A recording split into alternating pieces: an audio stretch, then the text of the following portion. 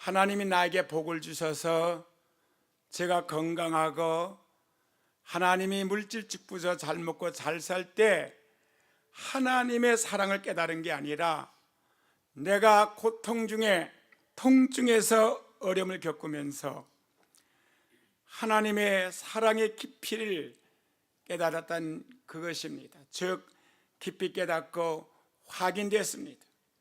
그것이 바로 오늘 여러분과 함께 나누는 말씀, 참 좋으신 하나님이시라는 것, 하나님은 나의 가장 좋으신 아버지라는 것입니다. 하나님이 가장 좋으신 여러분의 아버지십니다. 이 세상에 좋은 아버지는 간혹 있지만은 참 좋은 아버지는 한 사람도 없습니다. 세상 아버지는 아무리 좋은 아버지라 하였다 해도 결국은 자식을 버려두고 세상을 떠나가는 게 통례입니다. 나의 아버지는 내가 11살 때 떠난 후에 다시는 돌아오지 않았습니다.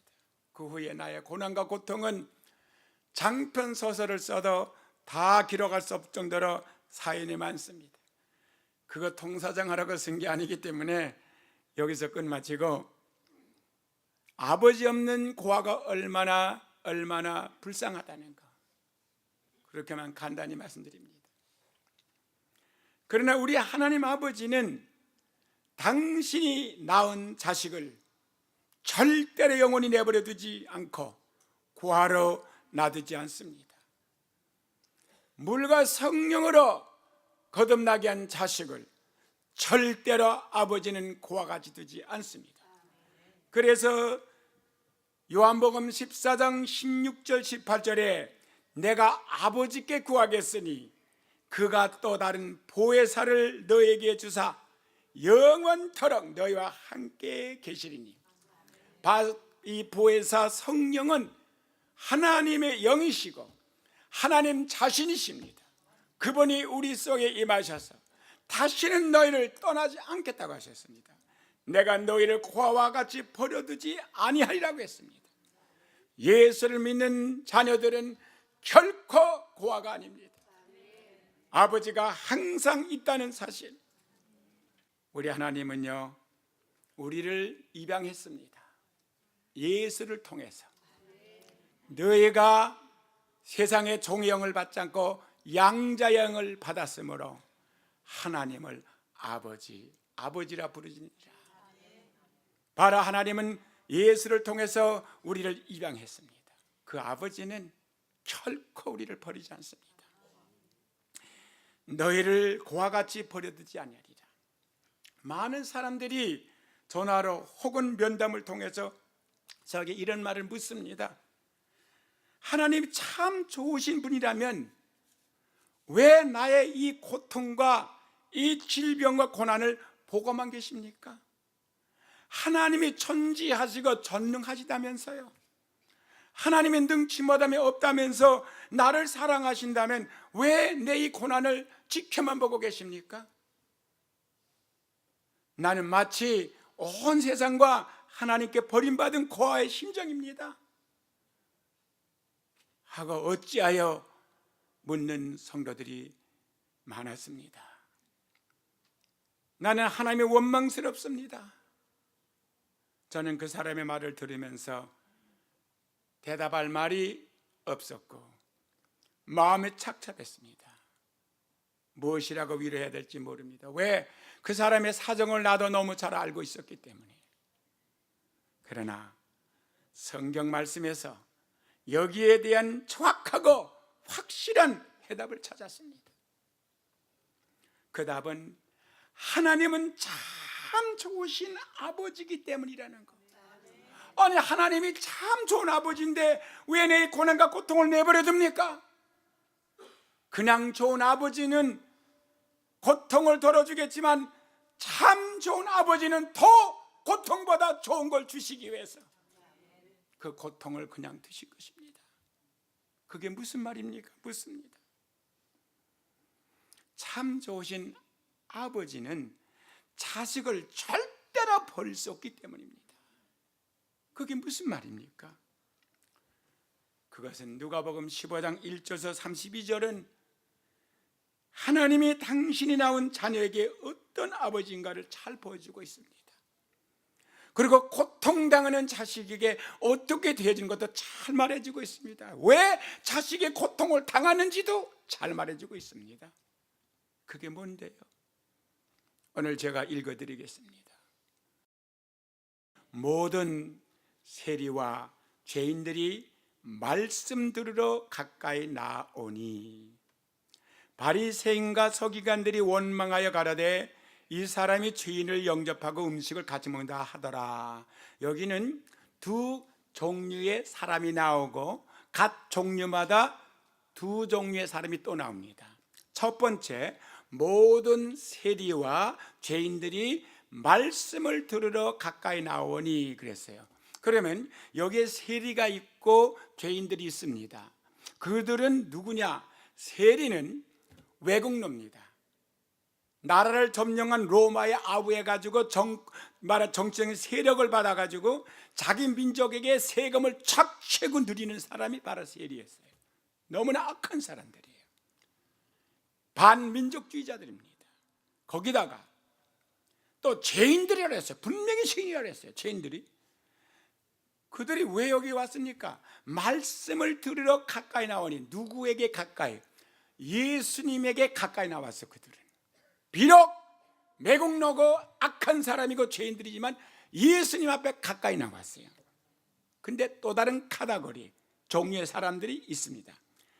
2절에 가서 바리새인과 서기관들이 원망하여 가라되 그랬습니다. 이 바리새인은 누굽니까? 그 당시에 하나님을 누구보다도 잘 믿는 종파입니다. 예수를 잘 믿는다는 게 아니라 그 당시는 하나님을 믿는 자들이니까 하나님을 잘 믿는다는, 섬긴다는, 11조 꼬박꼬박 내고 금식도 하고 깨끗하게 율법을 지키면서 산다는 사람들이 바로 바리새인입니다. 오늘날 누구보다도 깨끗하게 신앙생활 한다는 사람들. 그 다음에 서기관들이라. 서기관 누굽니까? 하나님의 말씀을 기록하고 말씀을 가리키는 교사들이에요. 얼마나 훌륭한 사람들입니까? 이런 사람들은 왜 여기 나왔습니까?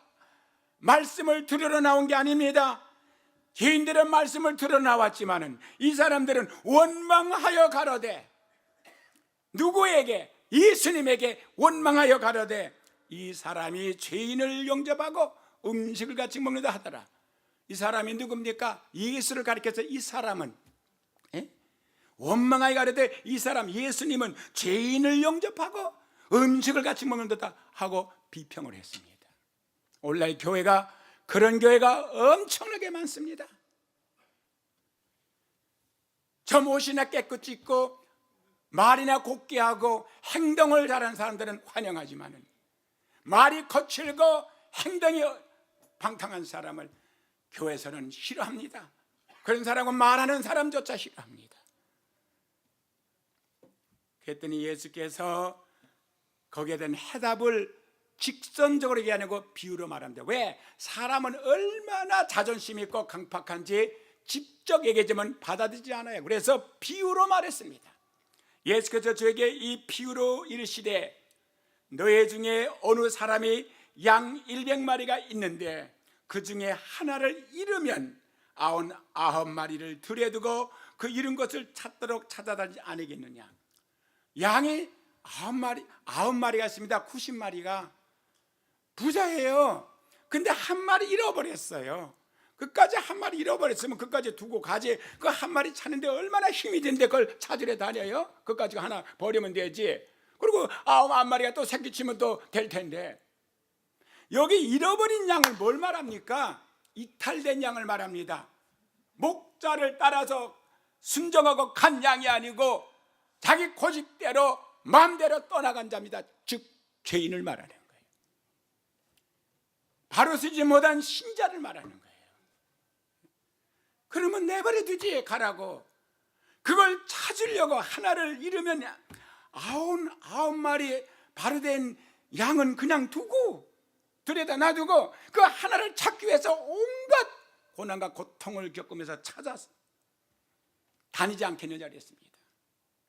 그 다음에 결과를 말합니다. 또 찾은 적 즐거워 어깨 메고 집에 와서 그 벗과 이웃을 불러 모으고 말하되 나와 함께 즐기자. 나 이런 양을 찾아넣어라. 그 찾으면 이놈의 못된 놈의 양아 그냥 얻어 터져라 그냥 막 두들겨 팬다 그랬어요. 아니에요. 그 찾은 다음에 너무 기뻐가지고 이웃을 청해다 잔치를 베풀고 즐거워한대요. 이게 하나님의 심정입니다. 하나님이라고요. 참 좋으신 하나님. 나는 교회에서마다 좀 착하고 목자를 잘 까는 사람은 가까이 하고 좀 방탕한 사람은 일부러 멀리하는 사람을 너무나 많이 봐요. 하나님은 그런 분이 아니시라고요. 잃어버린 양을 더 불쌍히 여기는 자예요. 물론 잃어버리지 않은 양도 기뻐하고 즐거워하지만 잃어버린 양 하나를 찾을 때 더 귀하게 여기신다고요. 그러니 참 좋으신 하나님이시죠. 이번에는요, 크게 대 주님이 말씀합니다. 내가 너에게 이르노니 이와 같이 죄인 하나가 회개하면 하늘에서는 회개할 것이 없는 아온 아합을 인하여 기뻐하는 것보다 더하리라. 그건 비유였고 이걸 실제로 오늘 우리의 삶 속에서 하나님과 우리와 사람과의 관계를 말해주고 있습니다. 착실하게 예수 믿는 사람 아온 아홉 사람보다 방탕한 잃어버린 한 어린 양을 더 하나님이 귀하게 여긴다는 것, 반드시 찾아야 돼. 우리는 내버려둬서는 안 돼요. 내게 힘들다고 해서.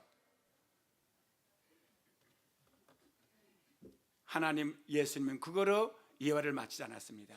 얼마나 사람들이 강팍하고 잘 믿는 사람이 얼마나 교만하고 도도한지 직선을 말 못하고 이번에는 처음에는 동물을 들어서 양을 들어서 비유했고 두 번째는 물질을 들어서 비유합니다. 어느 여자가 12드라크마가 있는데 계속입니다. 이게 지금 8절, 지금까지 7절에 이제 8절부터입니다. 어느 여자가 10드라크마가 있는데 하나를 잃으면 등불을 켜고 집을 쓰며 찾도록 부지런히 찾지 않겠느냐. 또 찾은 즉 복과 이웃을 불러 모으고 말하되 나와 함께 즐기자. 이런 드라크마를 찾아내라 하리라 그랬습니다. 이걸 주님은 아셨어요. 너희들이 그렇지 않느냐 이거지. 등불을 켜고 집을 쓰며 찾도록 부지런히 찾지 않겠느냐. 부지런히 찾지 않겠느냐. 찾으면 찾고 못 찾으면 못하는 게 아니라 부지런히 찾지 않겠느냐. 또 찾은 즉 복과 이웃을 불러 모으고 말하되 나와 함께 즐기자. 이런 드라크마를 찾아내라 하지 않겠느냐. 양을 잃어버린 사람과 똑같은 말을 했어요. 내가 너에게 이르노니 이와 같이 죄인 하나가 회개하면 하나님의 사자들 앞에서 기쁨이 되리라 그랬습니다. 할렐루야. 그러고 나서 이제는 그 바리새인과 서기관들에게 직선적으로 사람을 견주해서 말합니다. 이제는 또 가라사대 어떤 사람이, 이제 사람이야, 돈도 아니고 양도 아니고 사람, 어떤 사람이 두 아들이 있는데 그 둘째가 아비에게 말하되 아버지여 재산 중에서 내게 돌아올 분깃을 내게 주소서 하는지라. 아비가 그 살림을 각각 나눠 주었더니 그 후 며칠이 못되어 둘째 아들이 재물을 다 모아가지고 먼 나라에 가 거기서 허랑방탕하여 그 재산을 허비하더니 다 없이 한 후 그 나라에 크게 흉년이 들어 저가 비로소 궁핍한지라 가서 그 나라 백성 중 하나에게 붙여 사니 그가 저를 들러보내어 돼지를 치게 하는데 저가 돼지 먹는 쥐염 열매로 배를 채우고자 하되 주는 자가 없는지라 그랬습니다. 이게 무슨 말이냐면은 우리가 다 하나님의 상속자잖아요. 그렇죠? 우리는 예수 믿고 하나님의 상속자입니다. 바로 성령이 친히 우리 영과도 모르게 하나님의 자녀인 것을 증거하시니 하나님의 자녀는 또 하나님의 상속자라고 했습니다.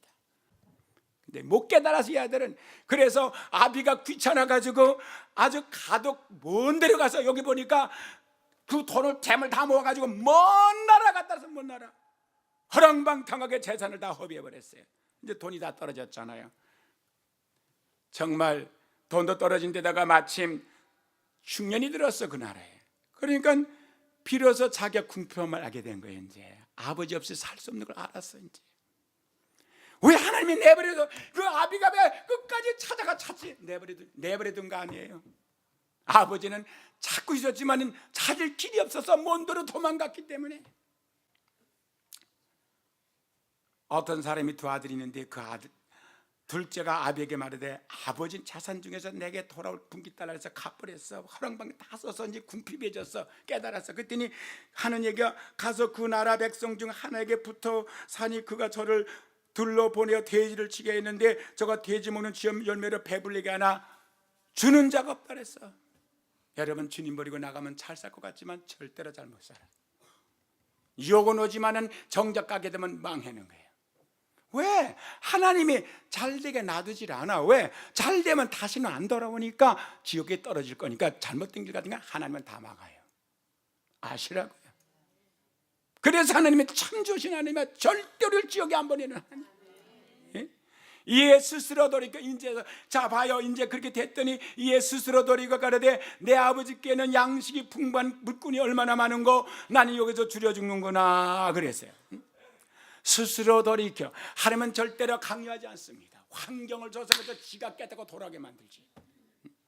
나쁜 길 가는데 딱 잡아서 끌어오지 않아요. 하나님은 환경은 조성하지만 지가 깨닫고 돌아오게 하시는 분이에요. 왜? 자유의지를 주셨기 때문에.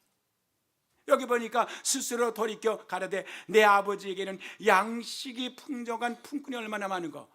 지 아버지 집에는요 아들은커녕 품꾼도 풍성해 먹을 게. 근데 전 뭐야 아들이 돼가지고 거짓거리 다 돼가지고. 그러니까 아버지한테 가야 산다는 걸 알았어 이제. 그래서 내가 일어나 아버지께 가서 이르기를 내 아버지여 내가 하늘과 아버지께 죄를 얻어서 이제 회개하는 거죠. 지금부터는 아버지 아들이라 일컬음을 감당지 못하겠나이다. 나를 품꾼의 하나로 보소서 하리라 하고. 그래 아들은 감히 아들이 될 자기가 없다 생각하고 그래도 아버지한테 돌아와야 살겠다고 돌아오는 겁니다. 이것 때문에 하나님은 우리를 내버려 두시는 거예요. 돌아오라고. 하나님이 우리가 깨닫고 스스로 돌아오게 하는 방법은 이 길밖에 없기 때문에. 인간의 못된 성격과 성품이 그렇다고요. 하나님 너무나 잘 알아 우리 체질을. 그래서 얘 일어나서 아버지께로 돌아가니라 그랬어. 근데 잘 들어봐요. 아직도 상고가 뭔데? 상고가 뭐예요? 서로 얼굴을 알아보기는 먼 거리라 이 말이에요. 누군지 알 수가 없어요. 먼 거리인데 상고가 뭔데? 아버지가 저를 보고 측은히 여겨 달려가 목을 안고 입을 아들이 달려간 게 아니야. 아버지가 벌써 알아차렸어. 얼마나 아들 버린 적이 없어요. 매일같이 아들 돌아오기만 기다리고 있었어요. 찾을 길이 없으니까. 그러다가 보니까 아들 같아.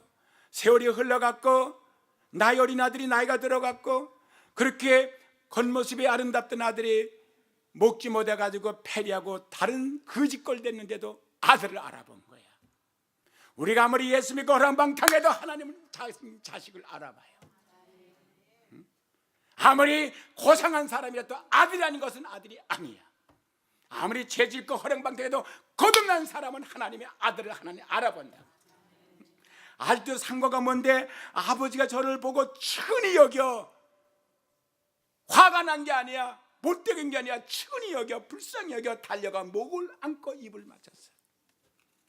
그게 아버지야. 우리 아버지. 아들이 가로되 아버지여 내가 하늘과 아버지께 죄를 얻었사오니 지금부터는 아버지 아들이라 일컬음을 감당지 못하겠다 그랬지. 그랬더니 아버지는 종들에게 이르되 제일 좋은 옷을 내어다가 입히고 손에 가락지를 끼고 발에 신을 신기라 그랬어요. 그 다음에 그리고 살찐 송아지를 끌어다가 잡으라 우리가 먹고 즐기자. 이 아들은 죽었다가 다시 살아났으며 내가 잃었다가 다시 얻었노라 하니 저희가 즐거워하더라. 그래서 뭐예요? 하나님은 절대로 우리를 미워하지 않아. 절대로 우리를 버리지 않아. 어떻게든지 우리를 데려서 영원히 데리고 사신다고.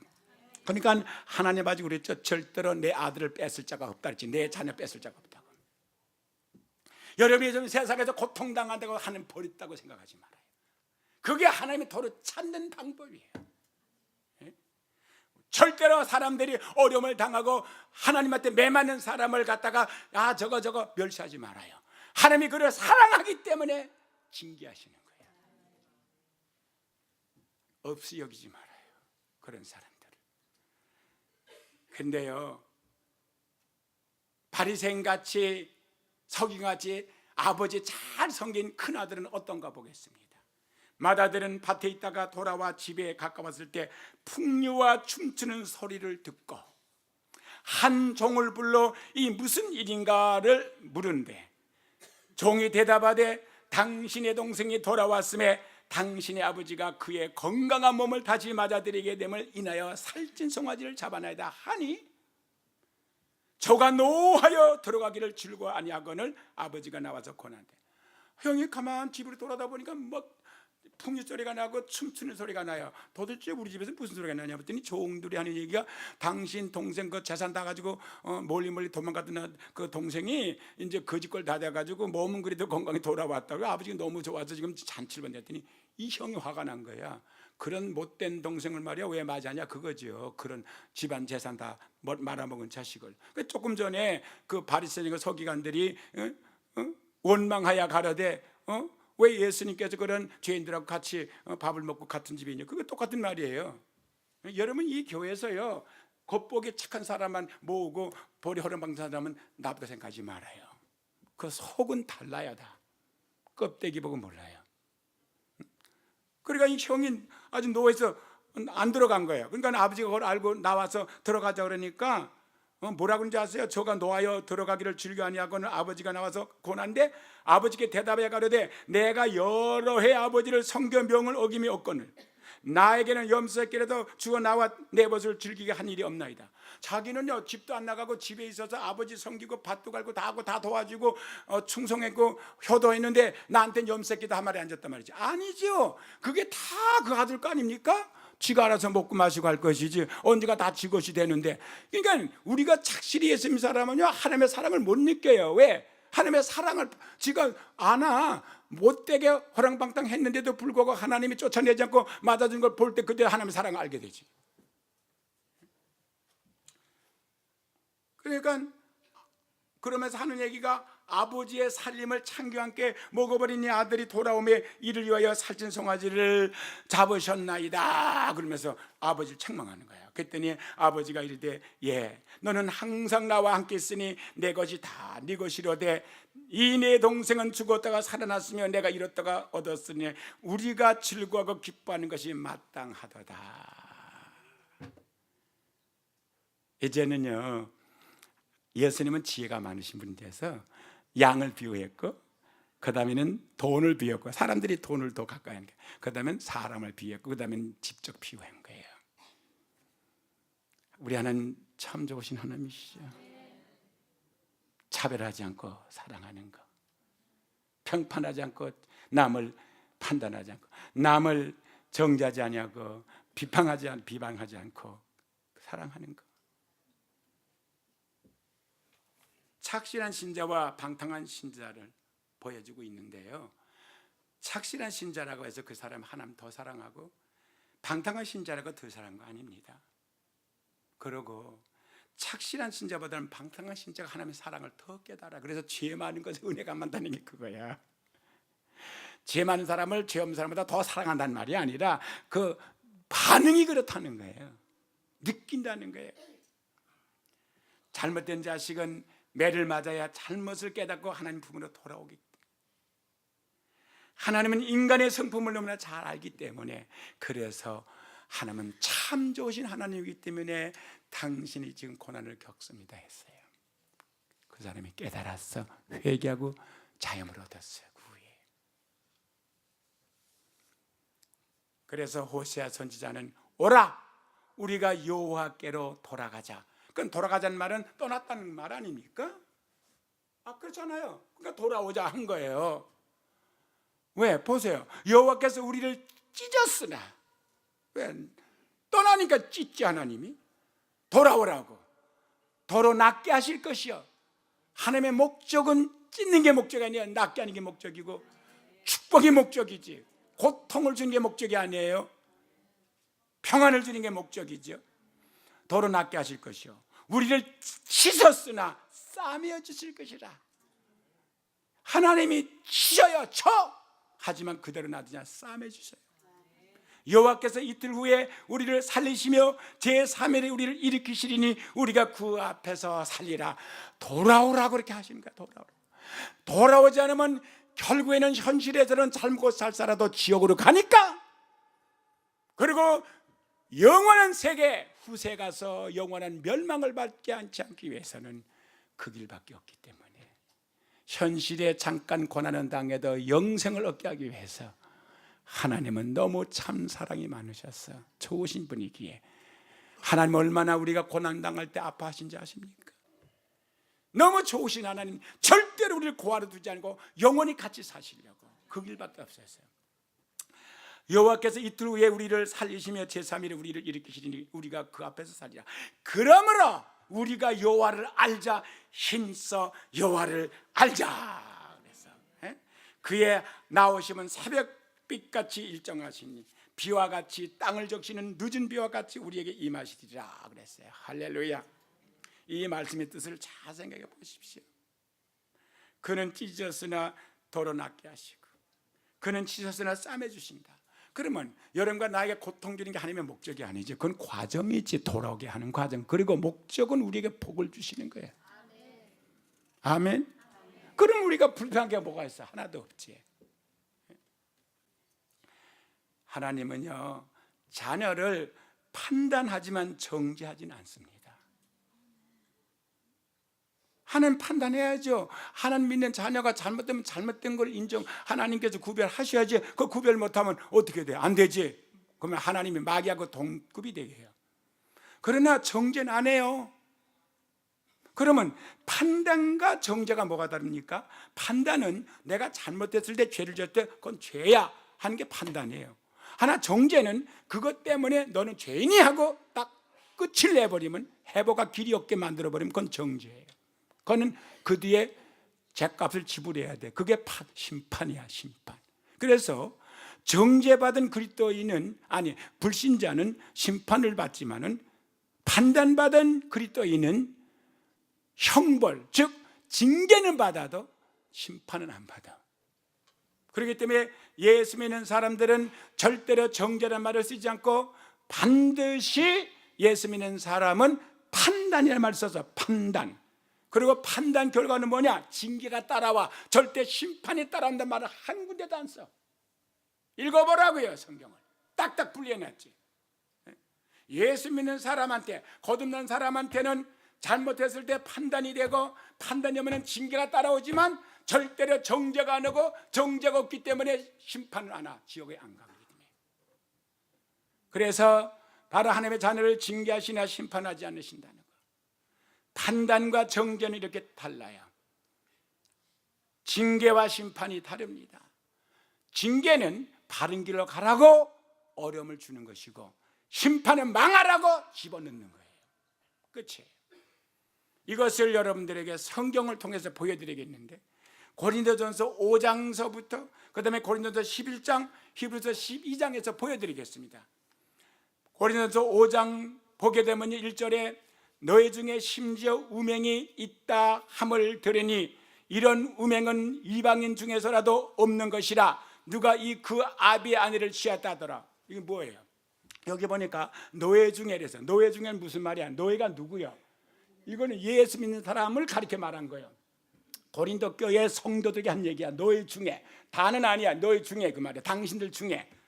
혹시 여러분이 그런 사람이 있으면 여러분 그런 사람 우리 교회에 있는지 모르지만 있으면은 진짜로 이 성경 말씀 보고 바로 서야 돼요.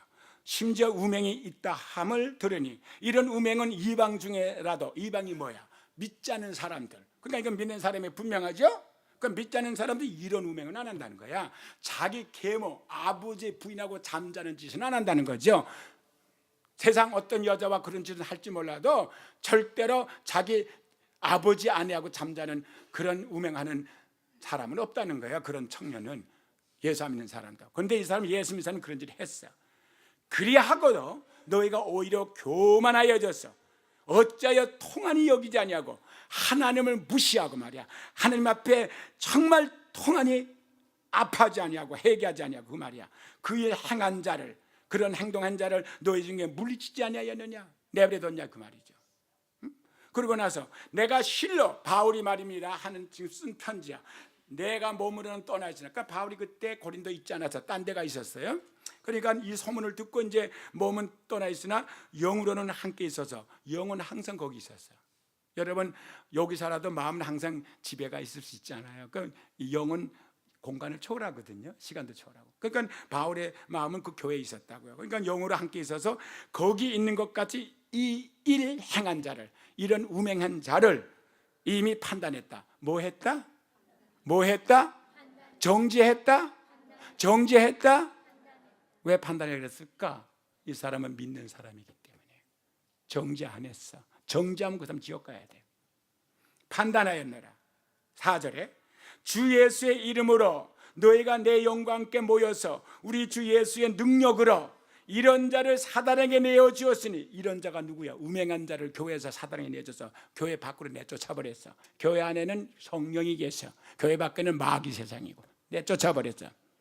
그랬더니 왜 내쫓았습니까? 이는 육신으로는 멸하고 영은 주의 새날에 구원 얻게 하렵니다. 예수 믿는 사람이 교회에서 출교당하고 방탕하게 되면 믿음이 다 떨어져요. 다 떨어지죠. 믿음 없는 건 아니야. 그러니까 그 다음에는 신앙생활 안 하니까 영적으로 약해지니까 마귀가 우습게 여기고 그때부터 죽여버려. 병이 들어 죽든지 사업이 망해 죽든지 가정이 깨져 죽어. 하나님 내버려둬 또 죽으라고. 왜? 판단했다 했죠. 판단했죠. 그러니까 그게 징계야. 왜 징계입니까? 심판이 아니에요. 보세요. 육신은 멸하고 영은 주 예수 날에 구원 얻게 하려면 잘 알아들어요. 하나님의 목적으로 영원히 같이 사는 거야. 그래서 뭐라 해서 그 다음에 심판을 했어요. 주 예수의 날에 그 영혼은 구원받게 하려 하심이니라. 얼마나 좋은 하나님이에요. 여러분 절대로 믿음만 가지고 있으면 절대로 기억 안 가. 여러분 행위로 구원받는 거 아니에요. 행위는 하나님께 영광이 되고 이 땅에서 복이 되지만 행위가 구원을 주는 건 아니에요. 그래서 사도 바울이 디모데에게 너는 믿음의 선한 쌈을 싸. 너는 선한 쌈을 싸고 믿음을 지키라. 그러자 믿음 지키라. 우리 믿음을 놓을 수가 있어요. 침례기에서 말하듯이 한 번 구원받은 백성 믿음만 있으면 절대로 지옥 안 가는 건 맞는 말이야. 하나, 믿음을 놓을 수가 있다고. 그래서 믿음을 지키기 위해서는 하나님이 데려가 버린 거야. 못 지킬 테니까 그 사람은. 이 사람 못 지킬 테니까. 알아들으셨어요? 예? 그래서 사도 바울이 내가 선한 쌈을 싸고 믿음을 지켰으니 생명의 멸관이 날 기다린다고 한 거야. 예? 믿음만 있으면 여러분 아무리 실수가 살면서 지옥 안 가. 성경이야. 내 말이 아니고 내 감정이 아니고 성경. 예? 보세요. 지어머니하고 같이 잠잤는데도 결국에는 해결 안 하니까 죽음에까지 들어가니까 이 사람은 깔딱 끊어지거나 회개했지. 그리고 놔두면 또 그분 또 생길 테니까 뻔히 아니까 그거 못 고칠 테니까 데려갔어요. 그러니까 뭐예요? 판단했죠? 징계했잖아. 징계 처분했잖아. 또 볼까요? 육신을 멸하지만 영은 주의 손에 구원받게 하랍니다. 자, 이번엔 고린도전서 11장 27절 32절입니다. 그러므로 누구든지 주의 떡이나 잔을 합당치 않게 먹고 마시는 자는 주의 몸과 피를 범하는 죄가 아니라. 지금 오늘 우리 성만찬 하잖아요. 이 떡은요 예수님의 살을 말하고 저 잔은 예수의 피를 말해요. 예? 그러면 예수 생명입니다. 바로 예수가 살을 찢음으로써 우리 죄값을 지불한 거예요. 그가 피를 흘려줌으로 우리 죄를 씻겨주셨다고. 그런데 우리는 죄를 짓고 저걸 먹고 마시면요 내 죄를 먹고 마시는 거예요. 이게 알겠어요? 예? 여러분 이거 먹기 전에 죄를 다 고백해야 돼요. 단 1분이라도 단 1초라도 다 주님 앞에 죄를 신해야 돼요. 그리고 예수의 피가 싹 씻겨주는 거예요. 그리고 이거 먹으면 아무렇지도 않아요. 오히려 축복이 되는 것이에요. 그러나 난 죄가 있으니까 안 먹어. 그러면 그건 고집이야. 회개 안 하겠다는 말이야. 그거는 또. 그리고 난 죄가 없다 그러면 그 사람은 하나님을 거짓말하는 자로 만드는 자고. 자 보세요. 그러면 누구든지 주의 떡이나 잔을 합당치 않게 먹고 마시는 자는 주의 몸과 피를 범하는 죄가 있느니라. 사람이 자기를 살피고 그 후에 야 이 떡을 먹고 이 잔을 마실지니. 자기 살펴보란 말이에요. 내가 무슨 죄를 졌나? 남을 미워하는 죄를 졌나? 그럼 살인죄예요. 남의 죄를 용서 안 해줬어요? 그럼 내가 진 죄는 용서받지도 못해요. 이런 걸 다 생각해야 돼요. 주의 몸을 분별치 못하고 먹고 마시는 자는 자기 죄를 먹고 마시는 것이라. 죄와 관계 있죠 지금? 이러므로 그렇기 때문에 죄 때문에 노예 중에 약한 자와 병든 자가 많고 잠자는 자도 적지 않다. 그러니까 너희들이 그렇게 안 했으면 약한 자도 없고 병든 자도 없고 잠자는 자도 없을 것인데, 너희들이 죄를 짓고도 죄를 해결받지 못하고 이걸 먹고 마시고 신앙생활 하니까 결국에는 너희들이 약해지고 몸에 병도 들고 잠자는 자 많다. 무슨 말입니까? 약해지는 것은요, 사람은 다 지가 강하다 생각해요. 근데 자기 위치에서 툭 떨어지면 약해져요. 잠자는 자도 적지 않고 많대요. 우리 주변에 잠자는 사람 많잖아요. 병든 사람 많잖아요. 약해진 사람 많잖아요. 잘 살아가 못 사는 사람도 많고. 그런 말이에요. 그럼 그걸 뭐라고 설명해? 그 다음에 우리가 우리를 살폈다면 판단을 받지 않으리요. 뭘 받지 않아요? 정죄를 받지 않아요? 왜 판단하게 했을까? 믿는 사람이니까. 그렇죠? 절대로 믿는 사람은 정죄란 말을 쓰지 않았어. 판단해 여기다 보니까 판단을 받지 않으리지만, 우리가 판단을 받는 것은 왜 판단받느냐? 주께 징계를 받는 것이니. 뭘 받는 것이니? 심판을 받는 것이니가 아니야. 징계를 받는 것이니. 징계. 응? 왜 징계래? 이는 우리로 세상과 함께 죄 정함을 받지 않게 하려니라. 죄 정하는 게 뭐야? 정죄받지 않게 하니라. 세상은 이미 정죄받았죠. 절대로 세상은 회복되지 않죠. 불에 들어가게 돼 있죠. 우리 같이 지옥에 안 보내려고. 얼마나 하나님이 좋으신, 하나님이 철저한지 아시겠습니까? 사랑하는 성도 여러분, 자, 이번에는 히브리서에서 똑같은 내용을 보여주겠습니다. 믿는 사람은 절대로 정죄라는 말을 쓰지 않고 판단을 쓰시고, 믿는 사람은 절대로 심판하지 않으시고 징계하신다는 거. 그리고 결국에는 바른 길로 가서 복을 주시려고 하는 거. 히브리서 12장 4절에 보게 되면 너희가 죄와 싸우되 아직 피 흘리기까지는 태양하지 아니하고 또 아들들에게 권하는 것 같이 너에게 권면하신 말씀을 잊었도다 이랬대요. 권면해도 안 들어. 말로는 안 들어. 이 권면은 말로 하는 거야. 이렇게 말씀 가지고 안 들으니까 내 아들아 주의 징계하심을 경히 여기지 말며 그에게 꾸지람을 받을 때 낙심하지 마라. 이제 징계가 오기 시작한 거예요. 권면을 안 들으니까 징계가 온 거예요. 판단이 왔으니까 이제 징계가 오는 거라고요. 보세요. 근데 여러분이 징계를 받을 때에 경히 여기지 말라 그랬어. 낙심도 하지 말고. 주께서 그 사랑하는 자를 징계하시고. 누굴 징계해? 사랑 안 하면 징계도 안 해요. 내버려둬요. 그리고 나중에 지옥에 떨어지지 말든지. 자, 주께서 그 사랑하는 자를 뭐라고요? 징계하시고. 그 다음에 그 받으시는 아들마다 채찍질함이라 그랬어. 때린다는 거예요. 어찌 아비가 징계하지 않은 아들이 있으리요? 만약에 징계가 없으면 그 사람은 아들이 아니에요. 그 사람은 사생아라고, 아비가 없는 자라고. 그러니까 거듭나지 못한 사람이 하나님이 지 아버지도 아니라고요. 그럼 내버려둬요. 그래서 참고 사사지 말든지 세상에서 호랑방탕하든지 말든지 내버려둔다고. 징계는 다 받는 것이거늘 아들은 다 받게 돼 있어요. 아버지 있는 사람은. 너에게 없으면 사생자의 참 아들이 아니라 그랬잖아. 또 우리 육체 아버지가 우리를 징계하여도 공경하였거든. 하물며 모든 영의 아버지께서 더욱 복종해 살려 하지 않겠냐. 하나님이 날 징계하시고 내가 힘들어지면 더 복종하고 더 잘 바로 살아야지. 왜 거역하냐 이 말이죠.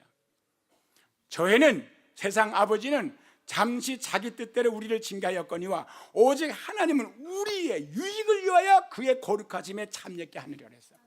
왜 하나님 우리를 징계하시느냐? 우리를 거룩함에 참여케 하기 위해서.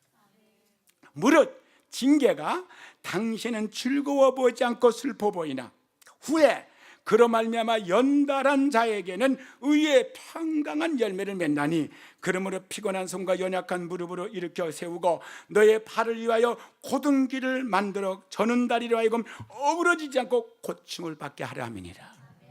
그렇게 뭐예요? 성경 보니까 전체가 예수 믿는 사람은 판단이 있고 징계가 있지 절대로 정죄가 있고 심판이 있는 건 아니라는 거. 그러니까 결국에 뭐예요? 하나님은 우리를 멸망에 들어보내지 않는다는 거죠. 그렇죠? 그렇잖아요. 우리는요, 하나님의 그 진실된 그 진리를, 그 사랑의 진리를 알아야 돼요. 우린 현실의 고통, 그것만 생각하죠. 예? 얼마나 하나님의 말씀이 정확하고 칼날 같습니까? 두리뭉실하지 않아요. 하나님은 참 좋으신 하나님. 기도드리겠습니다.